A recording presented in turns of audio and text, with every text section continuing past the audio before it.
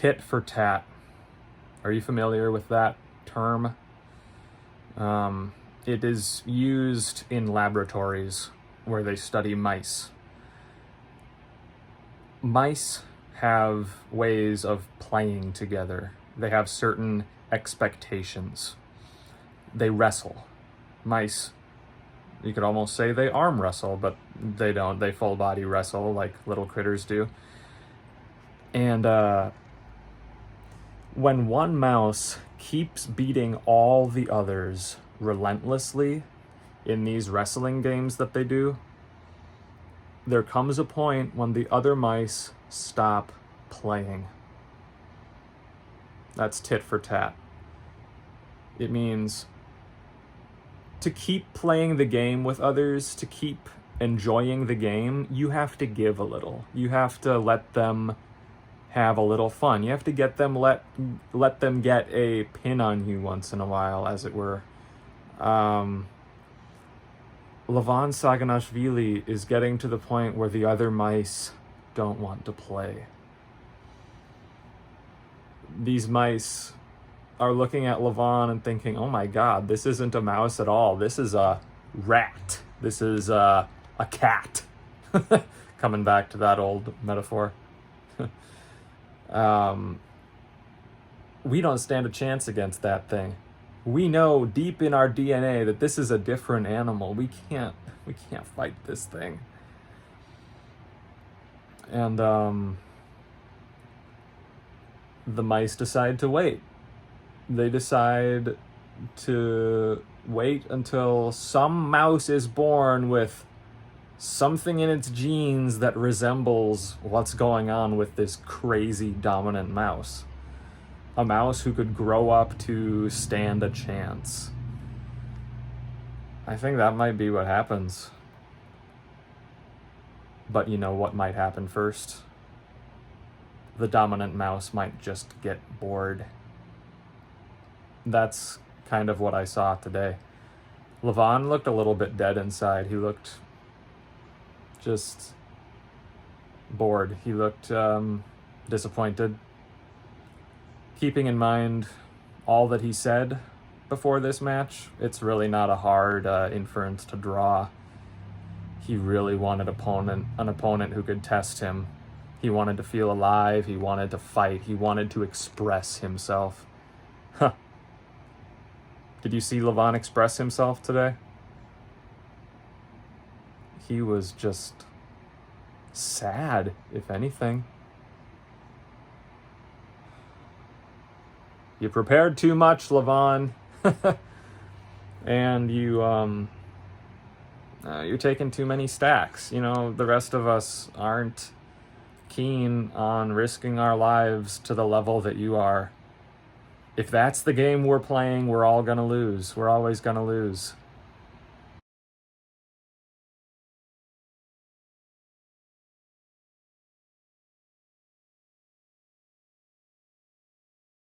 We don't want to play that game with you, Levan. That's kind of what the people are thinking. Like, if you want to be the king of that game, go ahead. Beat all of us. And you can say you've never lost, but the only person who hasn't been beaten in this room is death.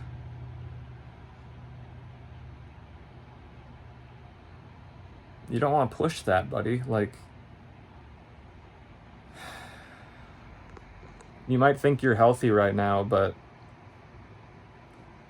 like, what does your girlfriend think of all this? Or wife? I think you're getting married soon, right? Maybe you already did. If it's not fun anymore, even for you, is it really worth getting that tattoo on your ribs with the names of everyone you've 6-0'd and the 6-0 next to their names? Like,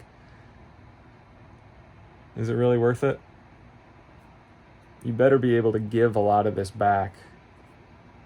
You better be able to say at the end of your life that you propelled the sport of arm wrestling to greater heights. But what I'm afraid of is that you're trying to set this precedent for people to take as many stacks as you. and say, oh, this is the new level of arm wrestling. Yes, what an inspiration I am. We don't want to play that game, buddy. Like that this is not the new world, Levan. This is a flash in the pan. This is a weirdo who just really had something to prove, apparently. Like, it's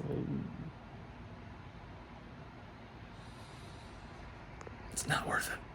Well, I reflected a little on what I just recorded and gave the light a chance to dim a little, so you'll have to deal with me in this spooky light. Yeah, think about the future of humanity. I made a video about like Brian Johnson and Devin Larratt's philosophies and how they sort of intertwine.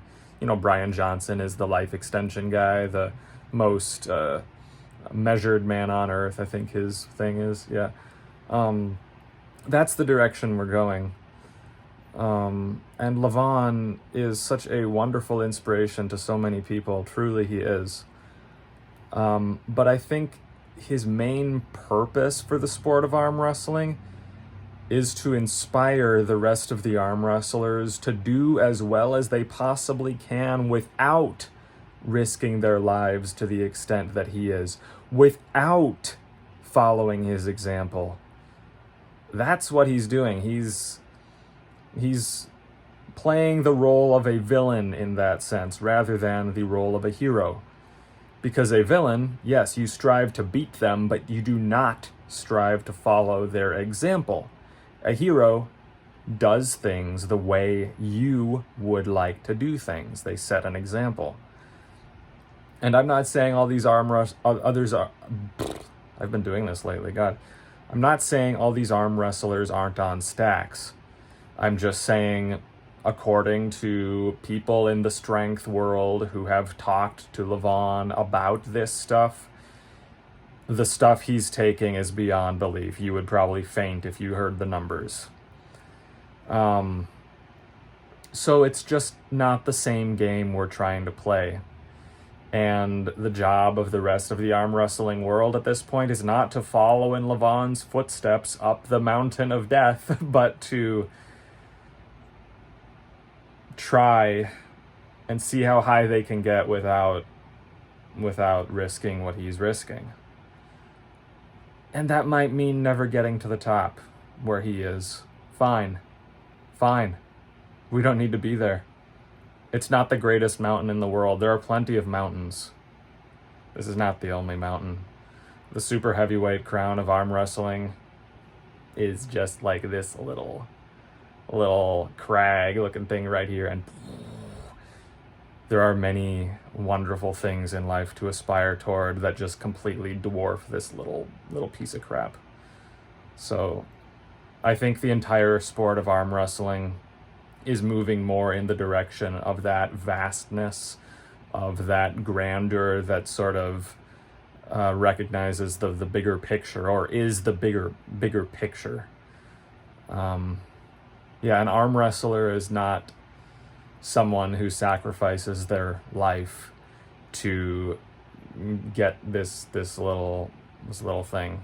An arm wrestler is someone who potentially lives forever and grows their strength in a sustainable way over time. That is what we need to be looking toward. That is what the future looks like in 500 years, in 1,000 years, in 10,000 years, when we have life extension figured out. That is what our champions are going to be talking about. Levan Saginashvili is primitive. He comes from a primitive worldview where you sacrifice your life to make it to the top. But that's not the game we're trying to play. So before I get flamed, the light changed again. Before I get flamed for oversimplifying Levan's prowess and his victories, let me just clarify. It's kind of like what I said in one of the slides with text. I don't think that Levan's dominance can be boiled down to PEDs, but I do think they are a huge, huge, huge factor. Yes, he gained a ton of technical knowledge in between his last match with Hermes and this one. He learned exactly what to do. I fully believe that. But I think if you took away whatever he gained from just that mountain of PEDs, he would have a much harder time executing all of that technical knowledge. I think that part of the reason he looks so masterful on the table and why this narrative starts to gain traction that he is actually a master arm wrestler with just chef's kiss ability to do all the technical crap is just that he's so strong that when he does try to close off someone's lane, it usually works. He just kind of has the odds stacked in his favor. Yeah, so that's my argument against those people who say, oh, like, it wasn't about strength or PEDs or whatever in the Hermes rematch. Like, it was definitely still about that. It was just now he added on this layer of actually fighting Hermes correctly. I think that if you took some of the other, you could say, more technically competent arm wrestlers and put them, I wouldn't say in Levan's body, but just like gave them the same amount of strength that he has, like gave him the benefit of all those stacks of PEDs that he's taken, they could probably execute a lot better and more easily than he does because their technique is better. So that's all I wanted to say.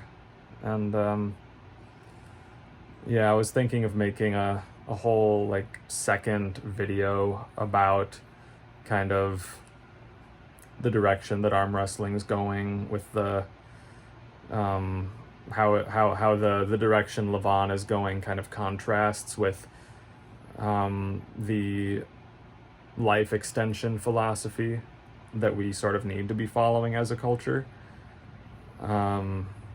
And I'm still thinking about that video. I kind of said a few things I wanted to say in it here, so I guess we'll see if this starts a little discussion or not.